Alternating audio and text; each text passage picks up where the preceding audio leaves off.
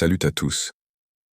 Vous avez déjà rêvé que quelqu'un vous manque tellement que vous êtes la première pensée à laquelle il pense en se réveillant, et la dernière avant de s'endormir? Vous êtes au bon endroit, car aujourd'hui nous allons découvrir les secrets pour rendre votre absence inoubliable.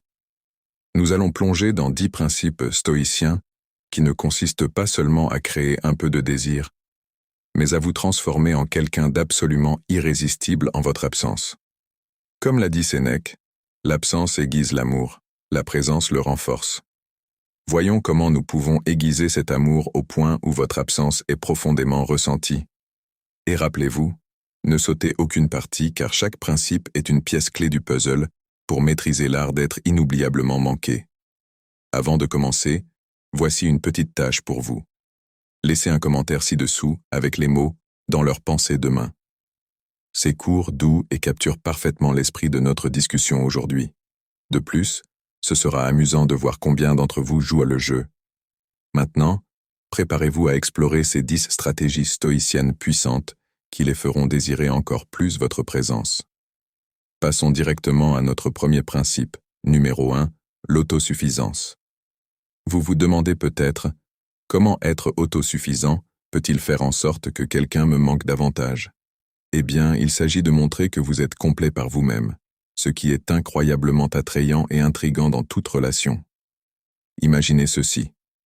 Quand vous êtes autosuffisant, vous ne vous accrochez pas ou ne recherchez pas désespérément l'attention de votre partenaire. Au lieu de cela, vous vivez votre meilleure vie, vous engagez dans vos intérêts et répondez à vos propres besoins. Cette indépendance peut susciter curiosité et admiration. Votre partenaire commence à vous voir non seulement comme un compagnon, mais comme un individu s'épanouissant selon ses propres termes. Lorsque vous n'êtes pas toujours disponible, ou que vous ne comptez pas sur eux pour votre bonheur, vous créez un espace sain dans la relation.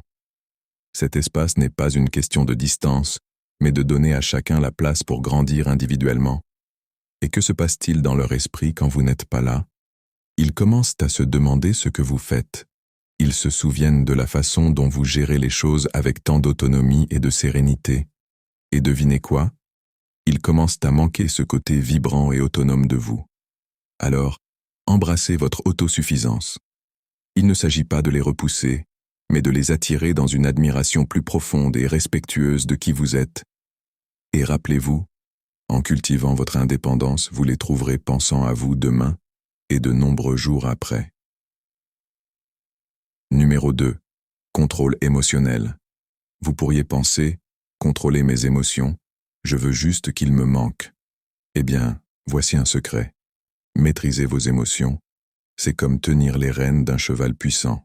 Cela guide l'énergie de vos relations dans la direction que vous souhaitez. Imaginez ce scénario. Chaque fois que vous interagissez, vous êtes calme, posé, même lorsque la conversation s'échauffe ou prend un tournant inattendu. Ce niveau de contrôle émotionnel n'impressionne pas seulement, il intrigue. Pourquoi? Parce que, comme la sage Marcus Aurelius l'a dit, vous avez le pouvoir sur votre esprit, pas sur les événements extérieurs. Comprenez cela et vous trouverez la force. Lorsque vous montrez une telle force, cela laisse une impression durable. En gérant vos réactions, vous créez une aura de mystère et de profondeur. Votre partenaire commence à se demander ce qui se passe dans votre esprit.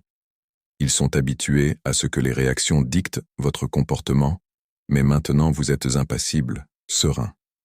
Cette nouvelle sérénité les rend curieux de votre monde intérieur, les attirant plus près et les gardant en train de deviner.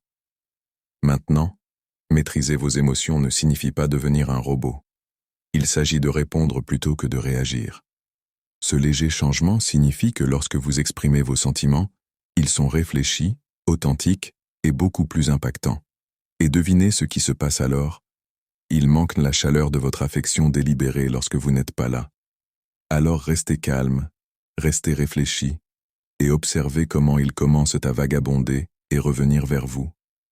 Rappelez-vous, gardez vos cartes émotionnelles près de votre poitrine. Peut-être laissez-les avec un petit quelque chose à réfléchir, un indice qui murmure « Penserez-vous à moi demain ?» Après tout, une touche de mystère va loin dans le jeu de l'amour.